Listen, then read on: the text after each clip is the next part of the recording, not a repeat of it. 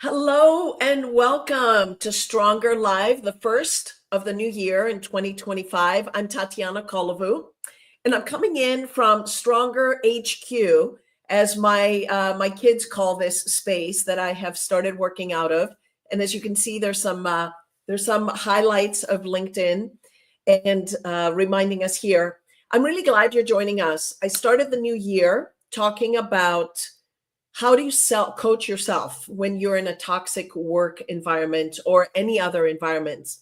But as we get started today, I was hoping you could tell us where you're coming in from. We're also going in and recording this on YouTube, which will allow this to live any further and have more people watching specifically. So tell us where you're coming in from, where you're watching us from, and good morning, good evening, and good afternoon, since we have viewers and learners from many parts of the world.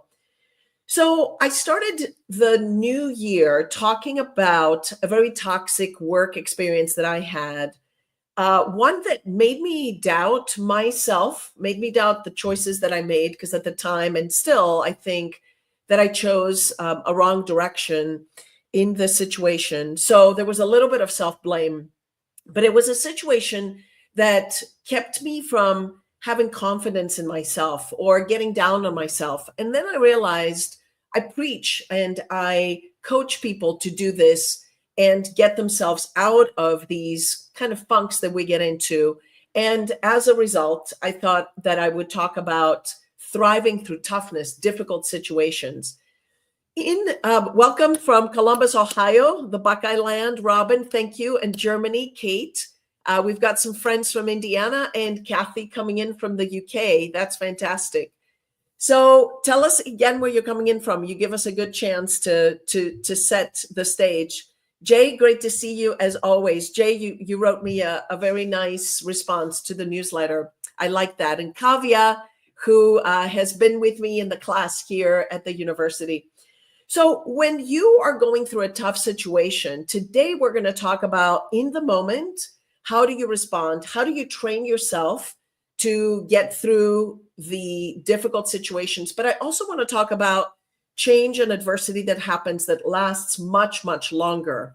And I've invited a dear friend, a person who is excellent at discussing this. I'm looking at Buenos Aires, Argentina, and Canada, and Dallas, Texas, and my friends in the state in Indianapolis. When you are going through a toxic situation, number one, learn to code switch the negative thoughts to positive ones. And today we'll hear our friend Tom talk about having and doing this in the moment. Acknowledging your feelings, this is another big one. Don't just push them away. Really sit. And I use journaling for that. And it's been interesting to kind of look back on journals and look at what I was thinking during difficult times. Having positive affirmations, having things around you that help you kind of get through those tough times. Important to have self-compassion and self-health or I would say, care, and not feeling guilty about doing that. And finally, having people in your life that can lift you, that can keep you from your doubts. For me, this person is Tom Morris, one of the people on my team, I should say. Let's bring in Tom because he's coming in from the land, Penn State, the most amazing athletics team. He is an assistant director of high performance. And I say this because Tom has worked for many, many years in sport, but he does and coach this with athletes that mentally and physically seek high performance. And before our end of our time here together, we're going to hear about his Changemaker class, which is incredible in a way for him to send these messages home. So Tom, I know it's also cold at Penn State. Welcome and thanks for being with us today. It's an honor. It is certainly cold. I think we woke up to a whopping 12 degrees today. But nonetheless, I cannot think of a better time or a better way to spend this 11 o'clock hour than with my dear friend, Tatiana. Eastern Standard. As you can see, look at this. We've got people from Oklahoma and Sao Paulo, Brazil, from Canada, from Dallas. Very, very cool. Now, Tom is not a stranger to Stronger. When I very first started to do lives, Tom was there and we talked a lot about resilience because Tom is also a keynote speaker. And this is one of the topics that Tom talks about. Tom, tell us a little bit about what does every day look like for you, and how does it relate to thriving through toughness? Yeah, I live this life. I've worked around high performers my entire life, having the fortunate opportunity to be in high level athletics, working in the collegiate setting to the pro setting, working with the biggest and best athletes. I've had my ability to coach those athletes, put myself in those situations, tell them strategy on how to overcome challenge and work with them through it. But about 12 years ago, I would get that trial for my own personal self, where all the things that I would coach, I would have to now put into action. And that came from a mountain bike accident that really turned my world upside down. Literally going from being that coach, the athlete, the husband, and in a blink of an eye, having it all gone. And so that accident, it left me paralyzed. I mean, really from the chest down, all four limbs impaired or not working.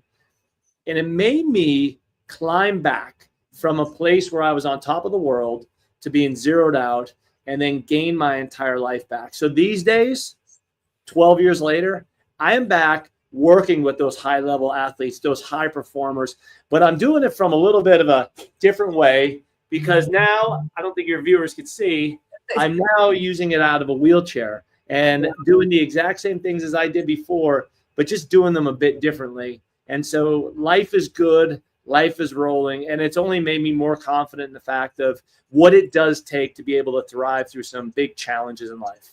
Yeah, and Tom and I first met at Indiana. Tom was an assistant athletic director of strength and conditioning, and as he says, he was the one coaching athletes. He was a triathlete himself, a very avid mountain biker. And I remember being in Greece with students one May when I got the news about your accident, and it's been unbelievable how you have used a lot of this as pretty much a platform to coach people through difficult times. And every story that you have, every takeaway, every lesson learned, you are infectious with your energy and your motivation. And I know that the athletes that you train can't even slack because they see you working hard with what you can do. And there's no way that they can not work at even at a higher level than you can. And we'll tell a little bit of the story, because today I wanted to look at overcoming adversity in the moment and things that don't last for too long, but how we talk to ourselves and coach ourselves are very good habits and skills to have. But then we'll also talk about the longer term changes and challenges that happen. So all of you, we've got more internationals from Italy and New Mexico and Mexico City, in Mexico, in Ethiopia. I don't think we've had anyone from there. And then we have our friends from Portland, Oregon there. Randall, thanks for joining us.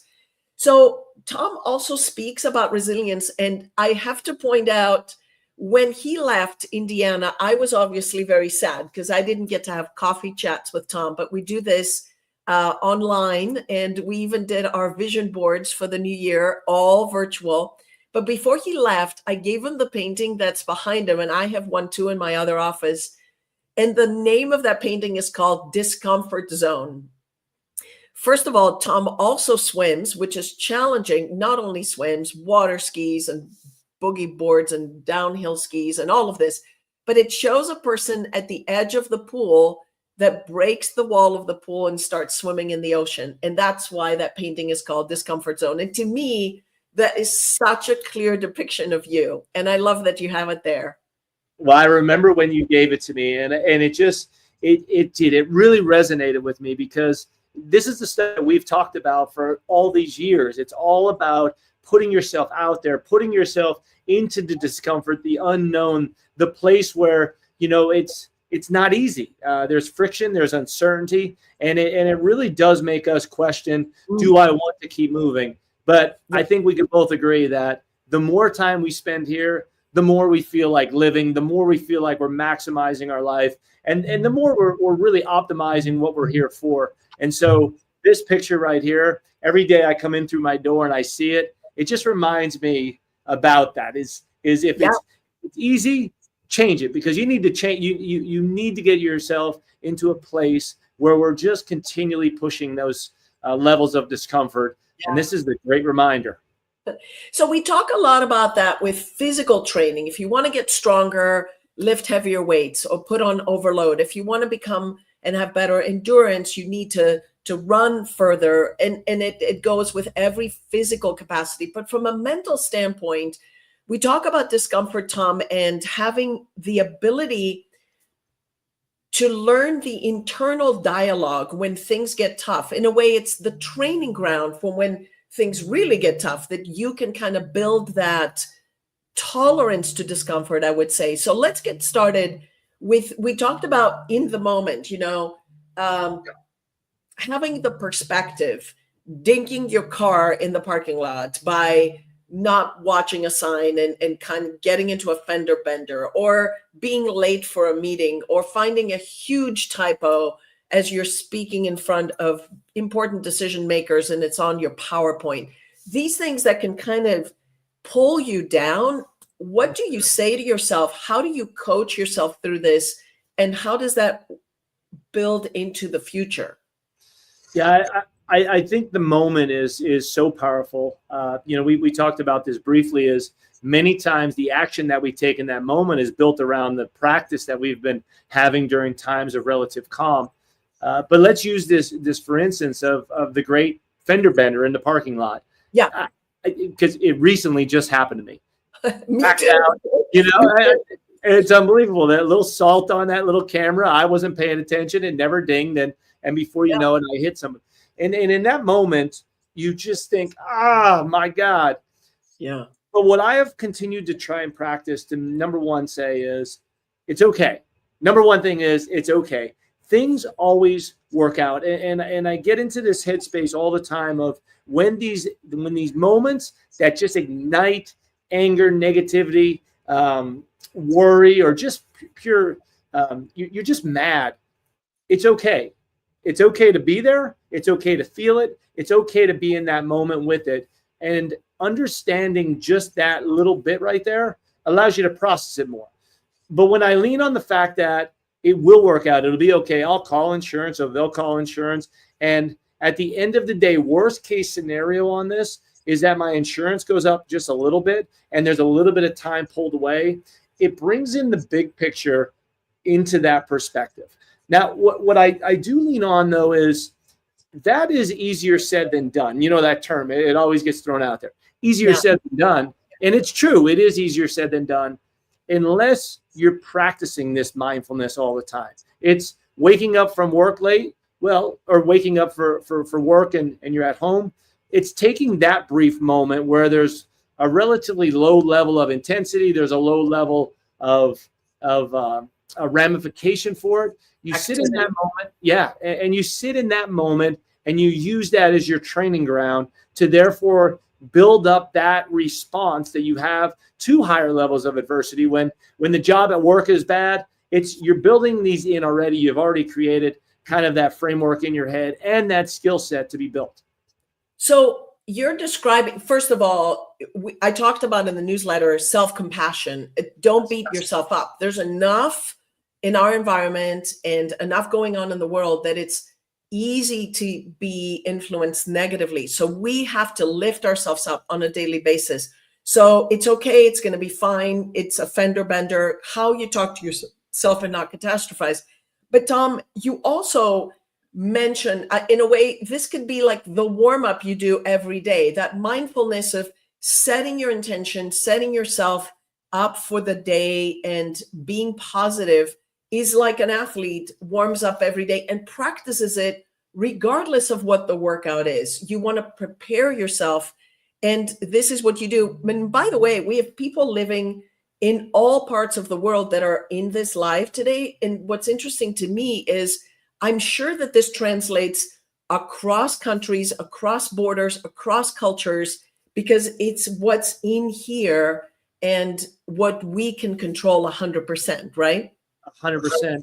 And we got two things that we control: our actions and our attitudes. And so understanding that our actions and our attitudes are the two variables that we can control, we have to be very intentional with them. And you mentioned the warm-up. The warm-up is a great analogy to sport. All of our athletes that we have here, 900 and some athletes, every one of them before competition, before practice, before any time they're physically going to be doing something, they would do a warm-up. And if you look at that and you would say not to do a warm-up, you would think that's insane.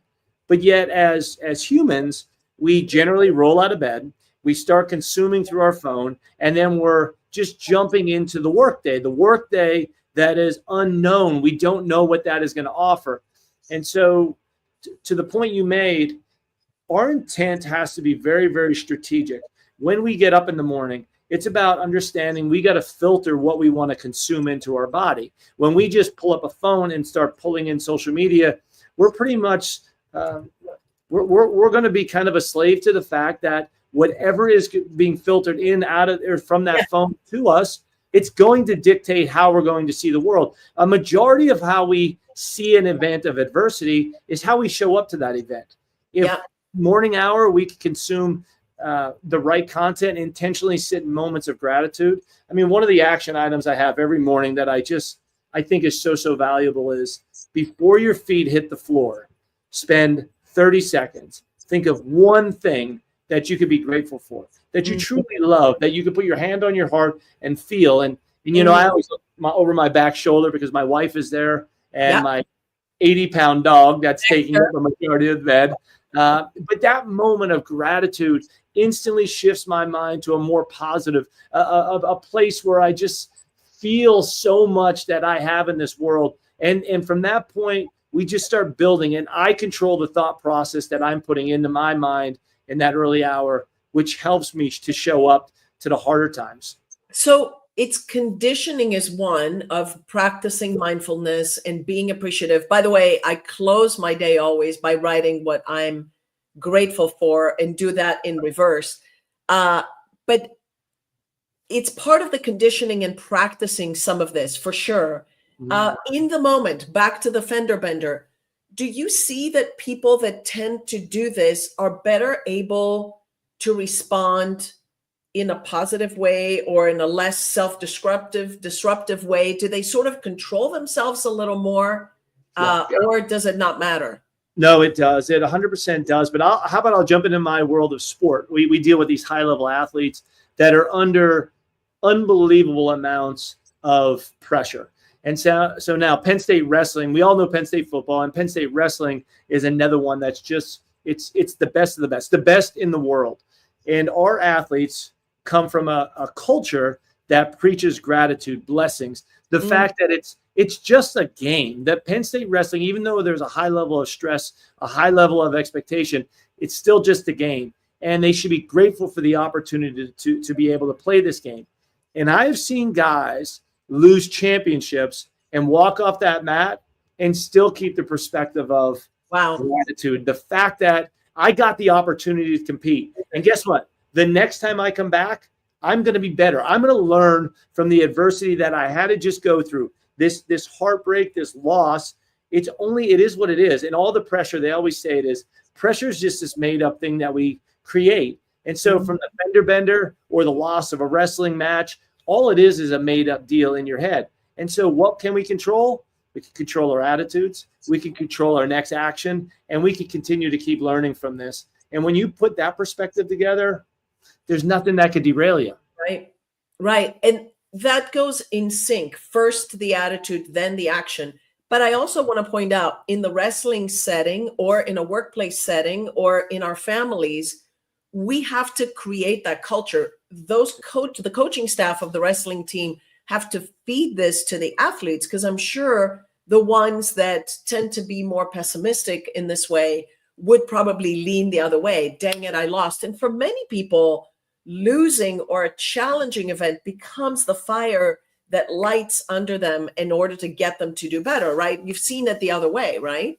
100%. And we have many athletes that they have that fuel of, they were cut from a high school program. It's the great story on Michael Jordan is, cut from the high school basketball program and ignites him all the way through.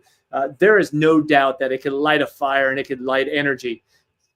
The world, though, of living in it is self-destructive. And so what ends up happening is you could use that to ignite you. You get that fire going and get you into a really good place. But if that's the only fuel that drives you, what it does is it puts blinders on and you miss out on the real opportunity for joy and living in that present moment. Yeah. And so that's what we teach our athletes. A lot of them come in here with that edge of they told me I'd never be able to do it. And guess what? I'm here to really get the full benefit of sport and life. I think you have to have that balance in there. So yeah, 100%. But it's that transition then from that fire.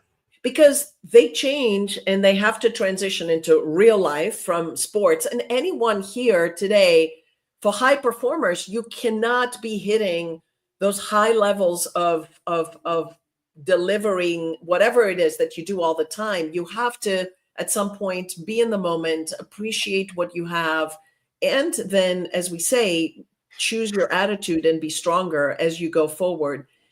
I want to go back, Tom, to self-compassion, first of all, not beating yourself up. But also you said, we sit in the car and we say, what's the worst thing that can happen? That acknowledging the feelings, but not staying there for too long. I call it the pity party. At some point, have the pity party, invite your friends, write it down, do a promo, but at some point that has to end. Do you see people that are affected negatively by just staying in that pity party or staying negative, if acknowledging the negative feelings but not being able to turn it around? Yeah, I do. There's many people I found that are just stuck in that pity party and the negative spot, which what ends up happening is it's the past. So the fender bender hits, you get into your pity party, but the fender bender's already gone. And yet you're still living in the past. And when you live in the past, you have nothing that you can control. The problem is that the past is the past is gone. The present moment where we're at right now, if you're still living off the fact that you were in a fender bender, you're not living in the present moment because that's already passed. And so what I always try to teach and coach, and even with our athletes and some others that I work with, is live in this moment right here. This moment, there is no pity party. This moment is you experienced the fender bender, and now what are our attitudes and actions going to be able to get out of that? So the ones that stick around, the quarterback that throws an interception, the person that gets fired from a job, the challenge that has happened, it's learning how to accept that, get yourself in the present moment where the ground is underneath our feet, and then focusing on the controllables. And those controllables will again be, what is my attitude moving forward? What are my actions going to be to get my fender fixed or to get back and throw a better pass? Yeah.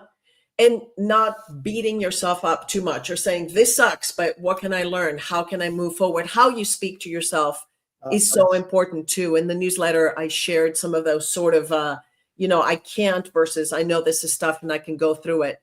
Happy New Year from the UK as well. I'm getting some notes as well from Manoj. Thank you, Manoj. So we talk about adversity and toughness and being able to thrive through it. So I wanted to spend the first half on the fender benders, the stupid people in your workplace that you let them affect, the passive aggressive people, the toxicity or maybe a difficult conversation or a student in the back of the class who's sleeping, which is one of my big challenges. I really have to coach myself through that when I'm like giving it 110%. So can I shift now to bigger life events? Yes. I'm not talking about the loss of people or terminal illness, which we both are not qualified to address that. But you are living proof of how you can choose your attitude and turn something around, because I know you met many people in your life that didn't have the strength mentally, physically. You were told you were going to be paralyzed from the neck down, and look at you gesturing. We've worked a lot of that as you tackle the stage, right? When you do your keynote speaking, which is amazing. But let's talk longer term. You have an amazing story that talks about what the doctors told Krista, your wife, and what you chose not to listen to. Well, it's funny you just brought that up because that's what I was thinking about. Yeah, that story, accident happens. I get life flighted to the hospital. I go through surgery.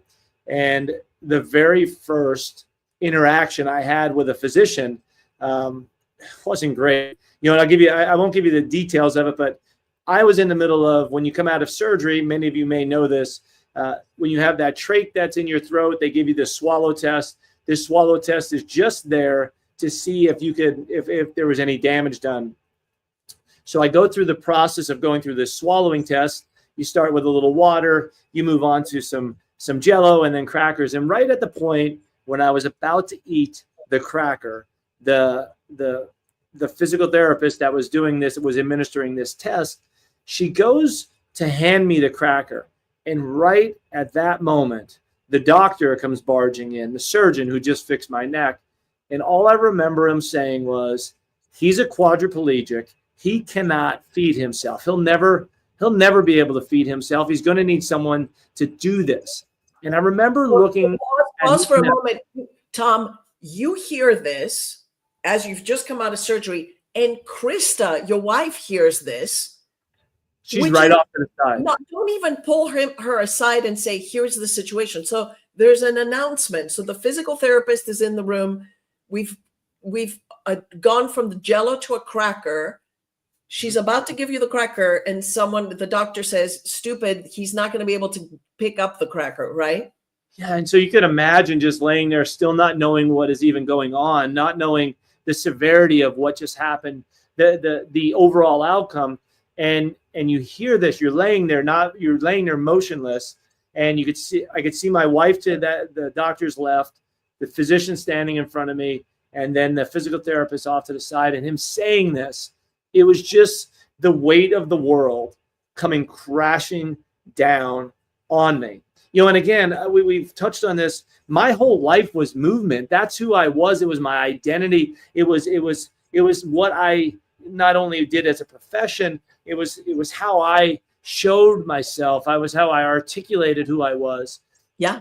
And those couple words that physician said under that very timely, rude, just unbelievable interaction, it just made me sink. But this is why I think it's so important to always be practicing, always be getting the repetitions in. This is my life. This was a major life-changing event, but all I did was respond in a way that I had the fortunate opportunity to respond to in sport.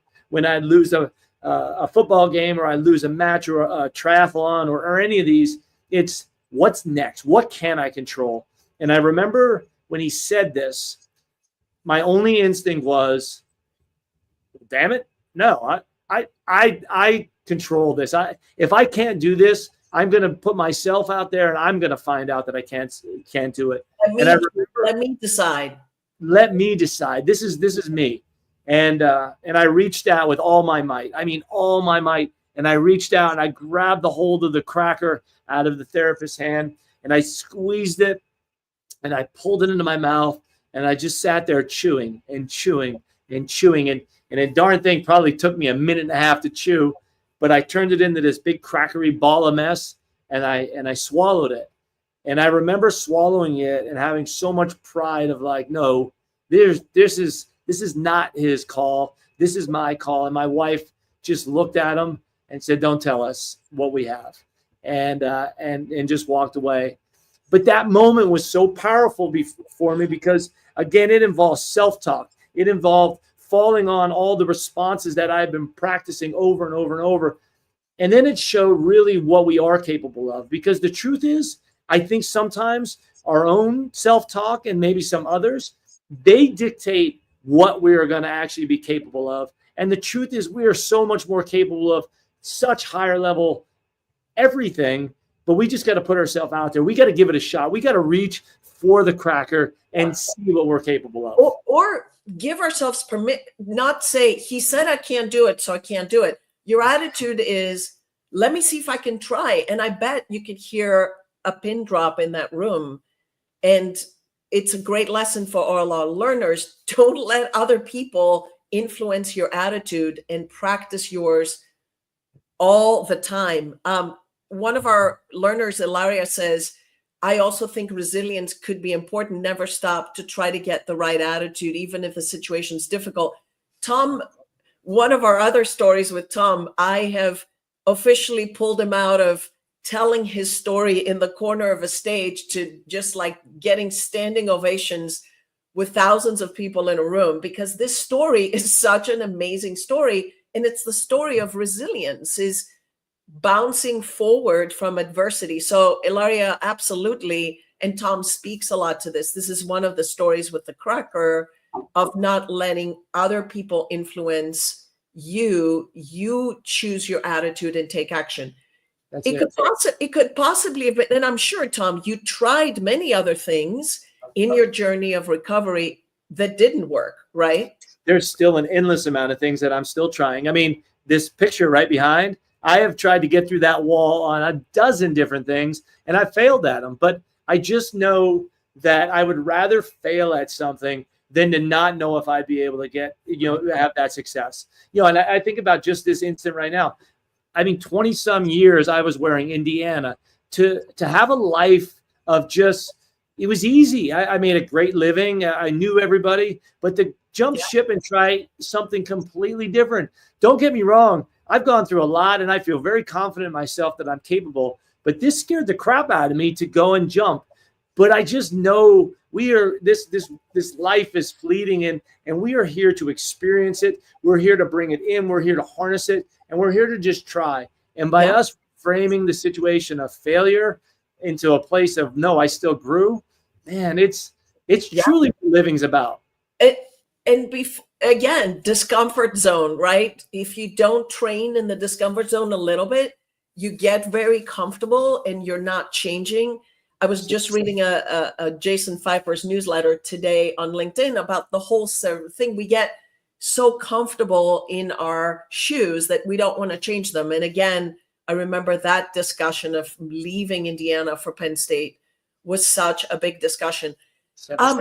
Talking yourself. So now we're back to choosing our attitude and choosing our words and thinking through how we show up every day when our feet hit the floor to some of these bigger things. Did you ever, I know we've had a lot of conversations, did you ever feel hopeless, and where would you go when that happened? How did you coach yourself out of it, Tom? Well, the short answer is yes. There were many points where I, for lack of better terms, I didn't know which way was up. I didn't know how I was going to move on. I didn't know what I was going to be even capable of.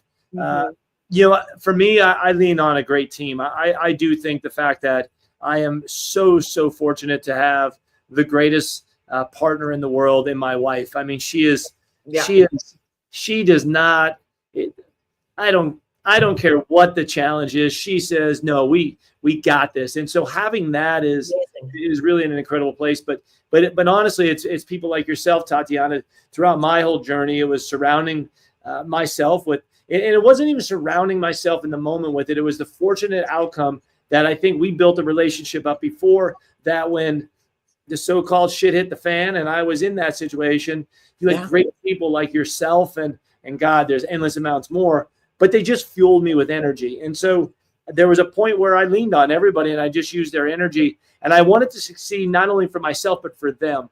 And I think that brings up a really good point of the self-talk that I was talking. Sometimes it was about how I was trying to make others feel. I knew that this had to be a heavy weight for anybody to bear individually. But when I stopped thinking about me and started thinking about my wife, like, how is my wife going to have to deal with this? It motivated me to keep working my butt off to be able to keep moving forward. And I think so much of us, and research backs this, is when times get tough, when times get hard, we have to see outside of ourselves. We got to get away from this person and look broader and understand the impact that's going around us. And we can start putting energy into the people around us and trying to build them up. It takes our pain and it just puts it on the back burner, and it uses us to grow. I always think of, we've worked on the story with the helicopter and how you got airlifted out of the accident. And all you could think about is, I am in so much trouble. Oh my God, if she finds out. So you didn't think of yourself and like, oh my goodness, I can't feel my legs and I can't feel my hands. And all you could think about is I'm in so much trouble, which I think is funny. It's hilarious. It describes your relationship, but it's great not to think of yourself and also feel sorry for yourself. Ilaria says, your story is so important because it's giving me a new perspective. And this is why we do these lives, understanding what you can control in a situation in order to be the first one to react. But first, think of the controllables. And honestly, of course, Ilaria, he's just endless with this kind of motivation. You can imagine being his athlete, like you have any control of not working at 100% in any practice that he runs. I also think about in my situation in a toxic work environment, I had the privilege, I'm glad that I had the opportunity to step away. Have you, besides, I would say, of course, you can't step away of the situation with the chair of where you are, but has this also taught you to pretty much say, I don't want to do this anymore. The best thing for me is to walk away. Yeah, I think that's one of the most powerful things that we could do. A lot of times, it's when we're in a situation that the upside is going to cost a lot more energy, and there's just so much unknown. I think it's redirecting. It's maybe not necessarily walking away, but changing and walking in a different direction. And I think the older we get, the wiser we get. We spend more time not in disagreements with people, disagreements with situations, challenging situations. And what we do is we spend our time in the places that give us that energy back. And again, it's when we put ourselves out there. When I would put myself out to move to Penn State, if this place was constantly wearing me down and there was just no upside, well, the truth is at this point, I would probably have shifted where I'm at and I would have moved on to somewhere else. So I think it's a really strong awareness to understand I've put in the effort. I've gone through the challenge. I know it's going to be hard when we're dealing with change, when we're dealing with resilience, when we have to have resilience to bounce back. But we also got to know what the overall long-term is going to look like and make sure that we're shifting ourselves in the direction that gives us a really good return on our investment of energy, focus, and just what we're doing. Right. And I go back to what we did this beginning of the year, creating a vision board, having a sense of, okay, this is what I can control. This is what I want to see. And I want to control. We have a longer question or comment here that let's work through this. Our LinkedIn learner said, do you think it's because it's subconsciously comfortable for people to ruminate in the pity party? And this is true. There's even research on acknowledging your feelings, right? We don't want you to not have a pity party. We just don't want you to stay there forever. It is my theory in the workplace, or at least the life that I observe. I would love to know both of your thoughts in this theory. I have. It's like a constant search throughout their day to find reasons these things are happening to them. And then it brings down the entire energy of the workplace, for sure. With most upper management turning a blind eye in every man for themselves environment.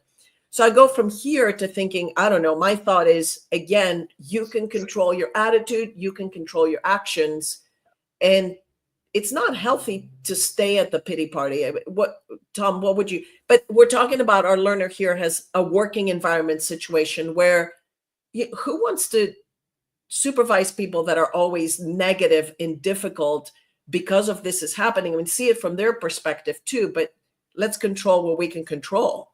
Yeah, and that's a tough thing because you have to want to not be in the pity party. I think if you have that initiative to not be in there, the number one thing that I have always found is that when you get up in the morning and you don't want to be in a pity party, you want to live a brighter day, a more growth-minded day, you want to see it a brighter day, you start your day with identifying, being intentional with what kind of thoughts are going to be in your head, to what kind of consumption you're going to have. And I lean on that morning time because it is, you win the morning, you win the day. And so when you get into because when you get in and get that fender bender, or you're in at work, what ends up happening is even in times when it's tough, it's hard, we end up falling into the negative headspace that we started the day with. So many times we wake up in the morning, we've consumed content through social media that's put us in something political or something. It's put us into a negative headspace. Maybe we're thinking about the night before or the day before when we were in a negative headspace of power. But if we start the day there, when we are most vulnerable to be setting the tone for the day, and then we jump back into work and have any kind of adversity, our reaction is we just jump into a pity party. But my thing is that number one is it's tough to be able to handle, to supervise people that are more of a fixed mindset and not wanting to grow. But if they are, it starts with that morning, and then it goes right to what you were saying before, Tatiana, before bed. I always call it a brain dump. When you get home from work, the day was horrible. I lean on people that I could share this with that aren't going to jump into the negativity. They're going to be there to help me, maybe even coach me into a more positive place. But after that, before I go to bed, I write down everything that's going on negative. Anything that, if I was in the pity party when I got home, I'm writing it down. It could be in a journal. It could be just in a piece of paper. It doesn't matter. I got to get it out of my head. And then before I go to bed, I go 3 questions. What am I grateful for? What do I love? And what am I most proud of myself for accomplishing? And when I put myself into that, it subconsciously puts it into the wheel of my life. And I wake up in the morning thinking about it. I put myself initially in that mindset, and that allows me to continue to keep using them. But that's a really long-winded answer to, it starts off with being able to be open to grow from the initial point.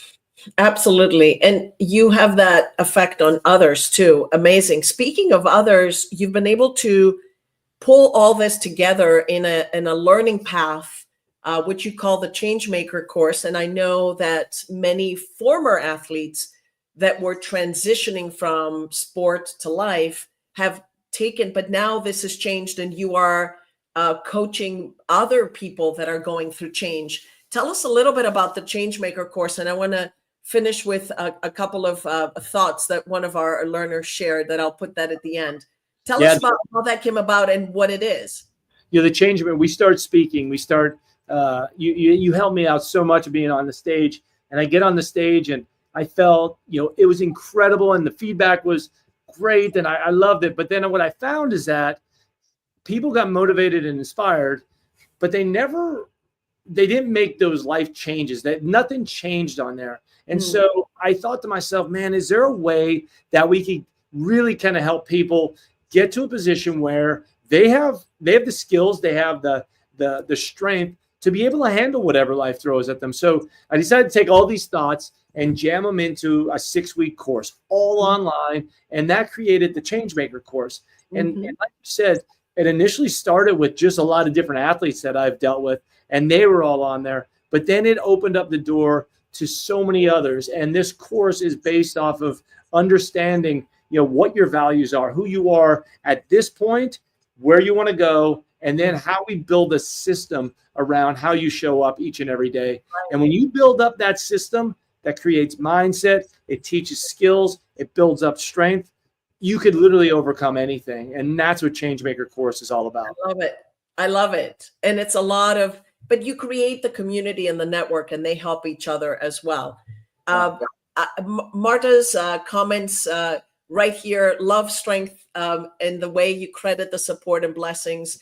I start my mornings with gratitude. So you say a lot of the things that people are feeling. Tom, we could go on this forever. I wanted to talk about thriving through toughness, not just with small things, but with bigger life things that happen. And you're such an incredible role model for us all. So thank you for your energy and thanks for the motivation. We're going to give you all a link at the end of this to check out Changemaker or Tom's website and Tom's information that he has. Tom, we're going to just do more of this again and again. We can't get enough. Well, I can't wait. It's been an honor to be here. I thank you all for having me, and get out there and spend those moments in gratitude and truly the preciousness of life. We got one of them. Live it the best that you can. Control your attitude, control your actions. Thank you, Tom. Bye, everyone.